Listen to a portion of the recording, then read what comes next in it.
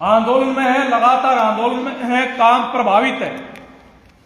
उसके बावजूद भी हरियाणा के मुख्यमंत्री, हरियाणा के हमारे नगर निकाय पंचायत मंत्री वो बातचीत नहीं करते हैं और वो एक तरफा घोषणा करते हैं। ये जो रुख है, ये जो नीतियां हैं, जिसकी वजह से सरकार इस दिशा में आगे बढ़ रही है, इस सब को हम समझ रहे हैं और ये लंबा एक प्रक्रिया है। ये उन नीतियों का परिणाम है। जब हम अपने सफाई कर्मचारियों की बातचीत करते हैं, हम बार बार इस बात को लगातार रेखांकित करते रहे, लगातार कहते रहे। ये सामान्य तौर पर लगातार, खासकर 90 के बाद से, जो पूरे देश के अंदर हमारे शासक वर्ग, जो राज में बैठी हुई जो ताकतें हैं, केंद्र की गद्दी पर जो बैठी हुई है, उन्होंने जो नीतियां अपनाई हैं, वो नीतियां हैं कि काम करने व्यक्ति जो सरकारी विभागों के अंदर काम करते हैं या यहां तक कि जो निजी क्षेत्र के अंदर भी काम करते हैं, उनको ऐसी कोई सफाई व्यवस्था काम की धीरे धीरे करके खत्म की जाए और उसकी जगह पर अस्थायी काम, ठेके पे काम, आउटसोर्स पे काम, इस प्रकार से अपनी नीतियों के अंदर बदलाव जो है वो लगातार किया गया है, जिसका परिणाम जो है आज के दिन देखेंगे हम पूरे देश के अंदर भी, हरियाणा के अंदर भी। केंद्र सरकार के महकमे हो, हरियाणा सरकार के महकमे हो, उन सब में जो है आज के दिन 50% से ज्यादा जो वर्क फोर्स है, जो काम कर रहे हैं जो लोग, अगर सरकारी विभागों की बात करेंगे तो उसमें 50% से ज्यादा आज के दिन कच्चे कर्मचारी हैं, ठेके के हैं, कम तनख्वाह वाले हैं, कच्ची नौकरी के लोग। जब प्राइवेट क्षेत्र के अंदर हम बात करेंगे, इसी संख्या की अगर बात करेंगे, तो यही संख्या वहां पर जाके 70 और 80% बच जाती है। और हालत यह है कि कई कंपनियां ऐसी हैं, जब निजी क्षेत्र की हम बात करते हैं तो वहां पर 100 के 100% जो कर्मचारी वहां पर काम करते हैं, एक भी पक्का नहीं है। बाकायदा सरकारों का जो रुख है, और खासकर जो बीजेपी का जो रुख है, क्योंकि बहुमत की, अकेले बहुमत की सरकार है, उन तमाम नीतियों को वो अपने दम पे लागू कर सकती है जो पहले की सरकारें नहीं कर सकती थी। और आज हालत ये है कि खुद सरकार के जो विभाग हैं, जो केंद्र सरकार के उपक्रम है, वहां पर लगभग 70% से ज्यादा ऐसा कॉन्ट्रैक्ट पे इस तरीके से काम वो हो रहा है। एक जर्नल नीति है। लेकिन जब हम अपने स्थायी कर्मचारियों के संदर्भ में अगर देखेंगे, जो हम बार बार बात करते रहे हैं, वो ये है कि यहां तो कोई पक्की भर्ती नहीं है। और जो वेतन आयोग, केंद्र की सरकार लेके 5वां वेतन आयोग, 6वां वेतन आयोग, 7वां वेतन आयोग, बाकायदा उसमें 4थे दर्जे के कर्मचारियों को एक तरीके से उनके पद खत्म करने का भी एक प्रकार से नीतिगत फैसला सरकारों के द्वारा रहा है। उसके बावजूद भी हरियाणा के अंदर जो लड़ाई रही मजबूती के साथ, या जो कर्मचारी आंदोलन भी रहा, यहां कोई पद खत्म नहीं हुआ 4थे दर्जे का, आज भी वो बरकरार है। लेकिन स्थिति यह है कि लगभग पिछले 25 साल से हरियाणा में सफाई के काम पे, स्वीपर का जो काम है, उस काम पे लगभग जो भर्ती है, सफाई जो नौकरी की भर्ती है, वो बिल्कुल नहीं की जा रही। हमारा चाहे पिछले 2018 का हमने कहा, पहले भी, अभी 2023 में भी, अब 4थे दर्जे की डी ग्रुप की नौकरियां की भर्ती की बात हो, लेकिन पद है, पोस्ट है, लेकिन बाकायदा सोचे समझे तरीके के साथ जो है वो पक्की भर्ती नहीं की जा रही। बल्कि जो है, इसलिए हम कहते हैं कि एक प्रकार से सरकार ने तय कर दिया कि जो सफाई के काम में लगे हुए जो लोग हैं, जो कर्मचारी हैं, वह कभी भी पक्के नहीं हो सकते। उनकी नीति प्रैक्टिक व्यवहार में इस तरीके से नजर आ रही है। ऊपर से जो नीति बना रहे हैं बैठ के राज के अंदर, कि सफाई के काम में, चाहे सफाई का काम नगर पालिका में हो, चाहे वो गांव में हो, चाहे सरकारी दफ्तर में हो, चाहे 2 घंटे का काम है, 8 घंटे का काम है, 12 घंटे का काम है, सफाई का काम करने वाले लोगों को उनके हालात पर या उनको कच्चे रखने का, पीढ़ी दर पीढ़ी वो ऐसे ही हालात में बचे रहे, ऐसी व्यवस्था जो है हरियाणा की सरकार ने, बीजेपी की सरकार ने वो कर रखी है, जिसके खिलाफ ये गुस्सा का प्रकटीकरण जो है, जो हमारी हड़ताल के द्वारा हो रहा है, और जिसके बारे में आज सबसे बड़ी जो हमारी, जो हमने अपनी लड़ाई के अंदर जो एक मुद्दा बनाया, और जो आज विपक्ष में पार्टियां बैठी हैं, वो चाहे मुख्य विपक्षी पार्टी हो, चाहे कोई दूसरी पार्टी हो, किसी का कम ब्योत है, किसी का ज्यादा ब्योत है, जो आज पार्टियां हरियाणा के अंदर काम कर रही हैं, आज वो हमारी जो हड़ताल जो चल रही है उसके चलते हुए वो आज ये कहने पे मजबूर है कि भाई हमें राज में लाओ, आते ही पहली कलम से गांव के सफाई कर्मचारियों को जो 11,000 है उनको हम पक्का करेंगे। ये आज विपक्षी पार्टियां कह रही हैं, ये हमारे आंदोलन का परिणाम है और कोई वजह नहीं है, ये तो हमने हासिल किया। लेकिन जो सरकार का जो रुख अगर हम देखेंगे, चाहे केंद्र है चाहे राज्य के अंदर पिछले 9 साल से आप देख लीजिए, आजादी के तुरंत बाद से एक लेबर कॉन्फ्रेंस होती थी जिसमें सरकार के प्रतिनिधि, मजदूर यूनियनों के प्रतिनिधि और जो बड़े बड़े कारोबारी यूनियन के प्रतिनिधि इकट्ठे मिलते थे हर साल। इंडियन लेबर कॉन्फ्रेंस बोलते थे उसको, और उसमें एजेंडा सेट होता था, मजदूर प्रतिनिधि अपनी बात उठाते थे, सरकार अपनी बात करती थी, कुछ मसलों पर चर्चा होकर कुछ निर्णय लिए जाते थे लेबर कॉन्फ्रेंसिस के अंदर। जब से बीजेपी की सरकार सत्ता में आई है 2016 के बाद से हमारे देश में कोई लेबर कॉन्फ्रेंस नहीं हो रही है जिसमें मजदूरों का, कर्मचारियों का कोई एजेंडा कोई सेट हो जाए, कोई ऐसी बात नहीं हो रही है। तो आप रुख देख सकते हैं मजदूरों के बारे में जो कानून बने हुए हैं उनको बदल दिया गया।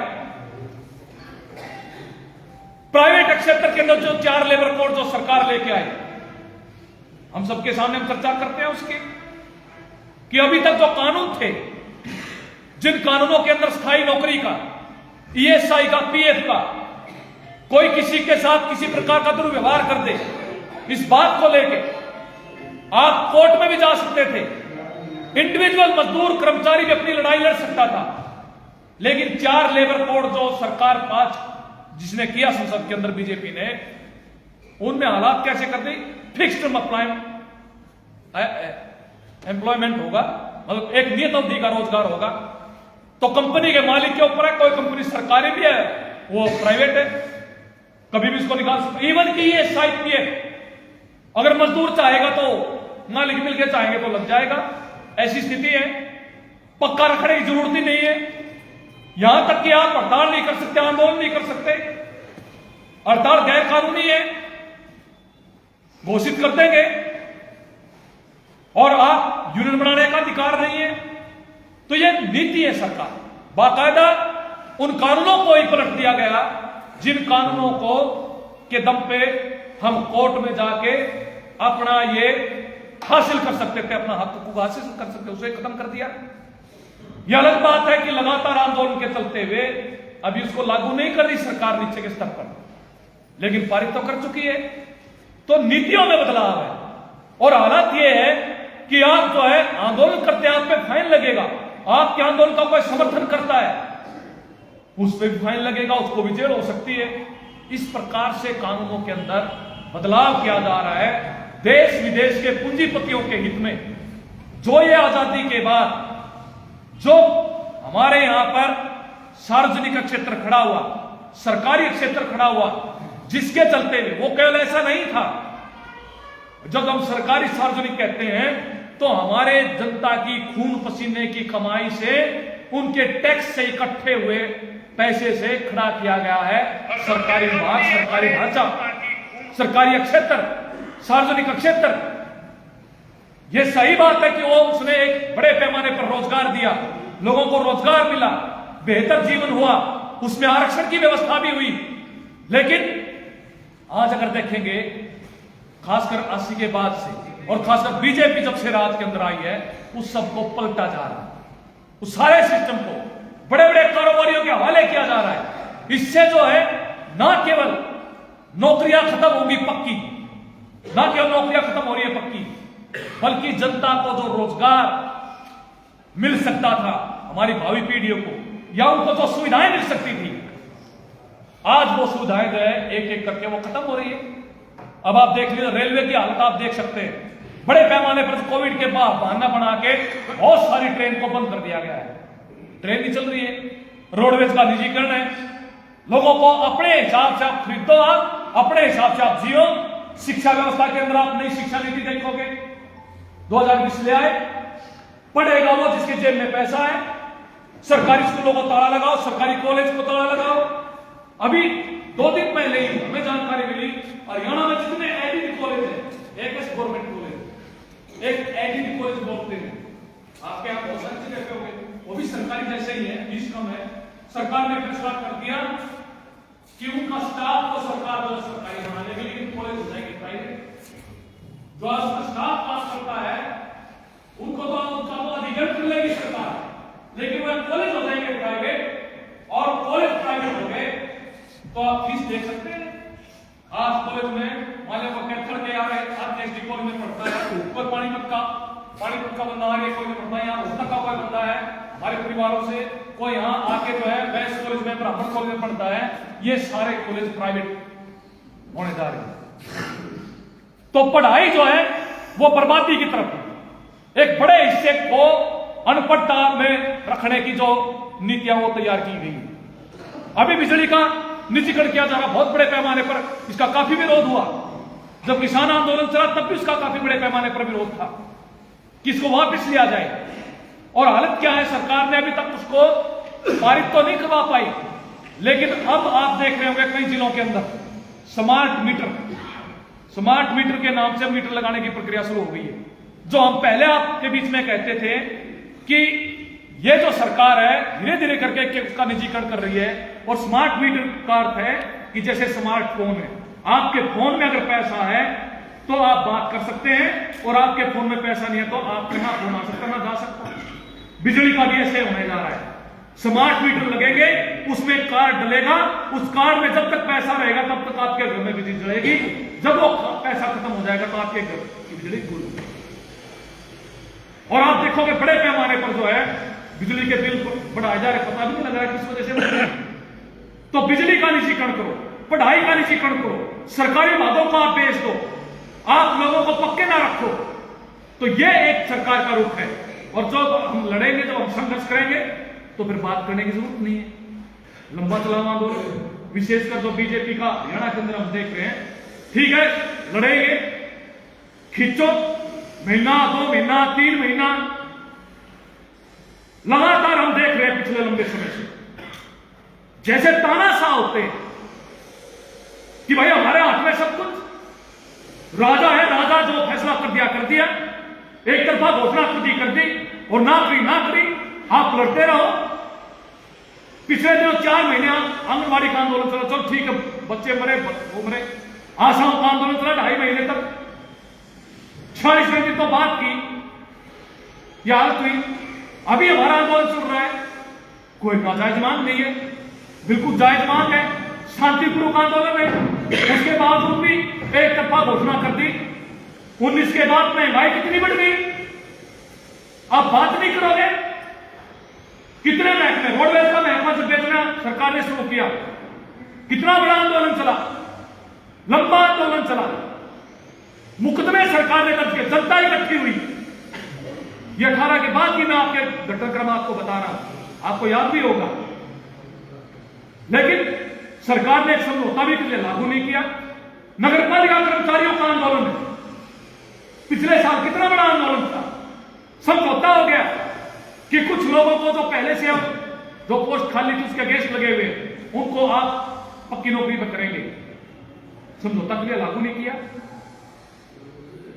मतलब ये जो रुख है, और ज्यादा अगर आपका आंदोलन बढ़ता है तो आप जो है, ऐसी भी स्थिति है कि लोग रैली करने जाते हैं, आंदोलन करते हैं, आपको लट बरसाते हैं, उनके ऊपर मुकदमे दर्ज करते हैं। यहां तक कि महिला जो हमारे स्टीम वर्कर के साथ कितनी बार ऐसे घटनाक्रम हुए। तो ये जो सरकार का जो चरित्र है, बीजेपी का जो करैक्टर है, जो फांसीवादी चेहरा है राज करने का, वो हम सबके सामने आ रहा है। और वो हम जो है भुगत भोगी है। लगातार कोरोना के बाद से जितने भी आंदोलन देखेंगे, उनके प्रति सबसे बड़ा आंदोलन अगर हम कह सकते हैं वो किसानों का आंदोलन था।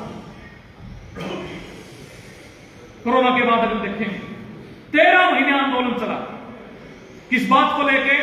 कोई मांग नहीं थी किसानों की कि भाई अब ये कानून ले आओ, कानून ले आए, जमीन अधिग्रहण हो जाएगी, मंडी खत्म हो जाएगी, खरीद की व्यवस्था खत्म हो जाएगी। यही था मकसद तो सरकार का। 13 महीना किसान लड़े लगातार। आखिर कर जो है 13 महीने के बाद एक तरफा घोषणा की, वो कानून रद्द हो गए। बड़ा हौसला मिला पूरे देश के किसानों को, बाकी आंदोलनों को भी। लेकिन उसके टाइम पर एक तरफा घोषणा में जो सरकार ने वायदा किया था एमएसपी पे कानून बनाने का, कर्जे माफी के बारे में, आज तक वो लागू नहीं हुआ। बल्कि अलग अलग तरीकों से वो जो पहले वो कानून, बिना कानून जो कर रहे थे काम, वही काम आगे बढ़ा रहे हैं। तो आज किसान इस बात को समझ रहे हैं, वो भी लगातार अलग अलग तरह से आंदोलन कर रहे हैं। कोई ऐसा हिस्सा नहीं है जो पक्के कर्मचारी नहीं है, वो भी आज आंदोलन कर रहे हैं। बहुत बड़ी रैली अभी 3 तारीख को जो है दिल्ली के अंदर हुई, जो स्टेट गवर्नमेंट एम्प्लॉइज फेडरेशन है, राज्य सरकार के कर्मचारियों का जो महासंघ है और केंद्र सरकार के कर्मचारी, इसी बात को लेकर कि तमाम जो विभाग है उनमें आज के दिन जो भी कच्चा कर्मचारी है वो पक्का हो, कम से कम न्यूनतम वेतन 26,000 जो सरकार की गणना है वो लागू हो, और जो पुरानी पेंशन है वो बहाल हो। इस मुद्दे को लेके कर्मचारी आंदोलन के अंदर है।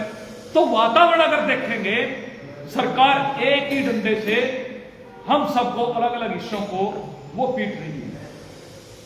और ऐसी स्थिति में कोई नीतियों के स्तर पर कोई बदलाव, कोई ये समझता है कि भाई सरकार के साथ लग के किसी तरीके से बहुत सारे ऐसे भ्रम जो फैलाए जाते हैं, हमारे यहां भी, हमारे बीच में भी, सफाई कर्मचारियों के बीच में भी, हमारा खुद का अनुभव है।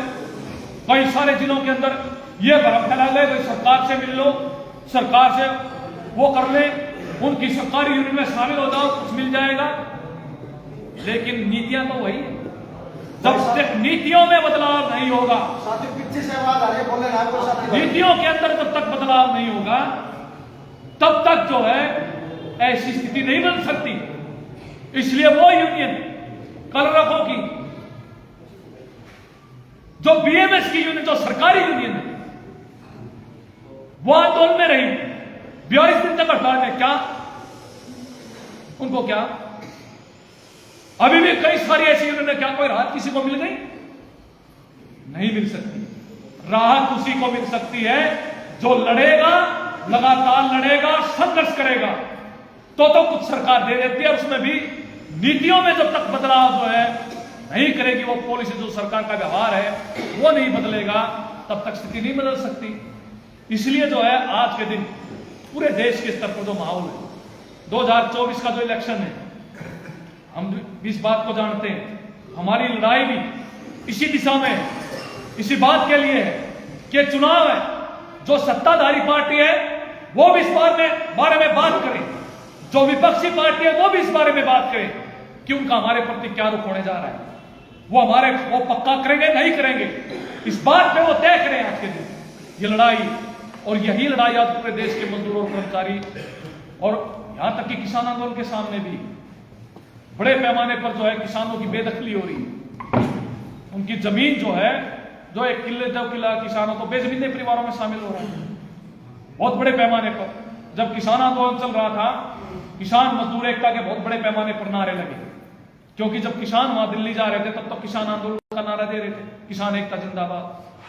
लेकिन दो एक महीने के अंदर किसानों को पता लग गया कि भाई अकेले इससे काम नहीं चलेगा, तो नारे लगे किसान मजदूर एकता जिंदाबाद। ये नारे लगे, बाकायदा अंबेडकर जयंती, महर्षि वाल्मीकि जयंती, कबीर जयंती, जो किसान आंदोलन के टोल के अंदर थे, वहां पर जो है सिंगो बॉर्डर है आपका, जो है जो बॉर्डर लगे हुए थे, टिकरी बॉर्डर है।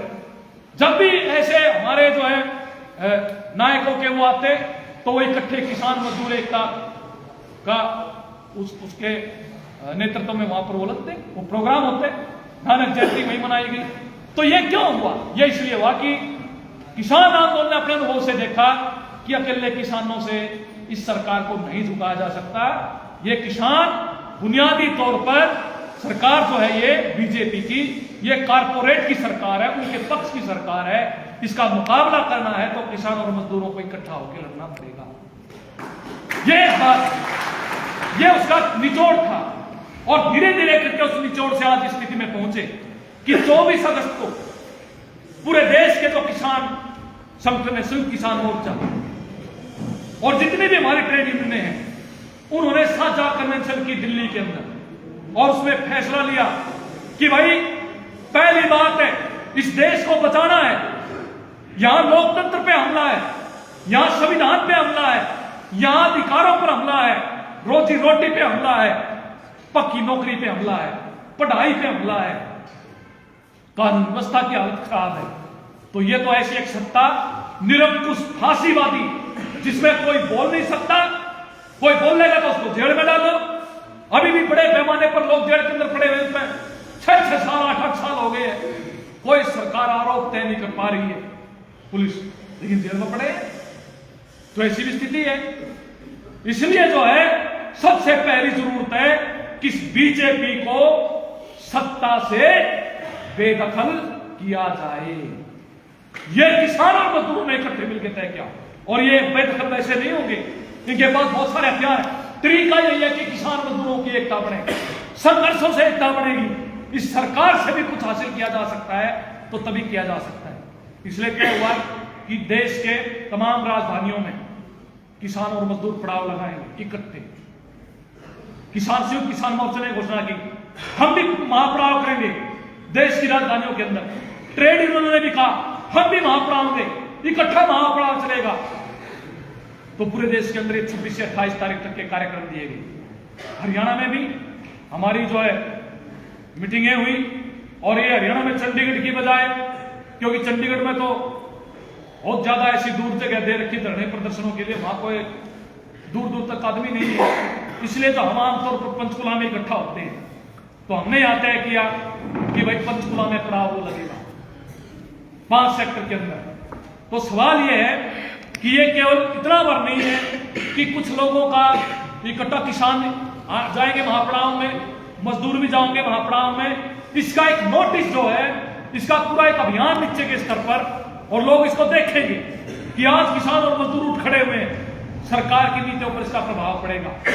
तो हम ये कहना चाहते हैं कि हम जो है अपने आंदोलन के संदर्भ में हम बातचीत करेंगे, लेकिन ये जो एकता है, और ये एकता केवल ऐसा नहीं कि जिस दिन प्रोग्राम होगा उस दिन बनेगी। आज जरूरत इस बात की है कि गांव की जो आबादी है, बहुमत आबादी, गांव की बहुमत आबादी, उसमें छोटा किसान भी शामिल है। बहुत चंद लोग हैं जिनको जरूरत नहीं है इस एकता की गांव के अंदर। ज्यादातर लोगों को आज किसान मजदूरों की एकता की जरूरत है। और ये वैसे ही नहीं है कि हमारे जो सरपंच है, सरपंच एसोसिएशन है, मतलब वो नए सरपंच आए, लड़ाई जिस बात की लड़ी, उन पर भी लड़ पड़े। गांव की सरकार है ना, तो उनको सरकार नहीं बख्श रही, जिसको हम कह सकते हैं कि हम तो, हमारी संख्या तो गांव में 1 2 3 कर्मचारी, 4 कर्मचारी की है। सरपंच तो पूरे गांव का है, कहीं 4000 वोट मिले होंगे, कहीं 10 मिले होंगे, कहीं 5 मिले होंगे, उसके पीछे इतनी ताकत है। वैसे थोड़ा सरपंच बढ़ गए, उनको सरकार पीट रही है, तो और वो सरकार के खिलाफ खड़े हैं। और वो आज जो है गांव के सफाई कर्मचारियों को सम्मान देके उनके यहां जाते हैं, और उनके हमारे प्रोग्रामों में आए, अपने प्रोग्रामों में हमें सम्मानजनक तरीके से उन्होंने बुलाया है। ये कोई छोटी बात नहीं है, पहली बार हो रहा है। इस बात को समझने की जरूरत है।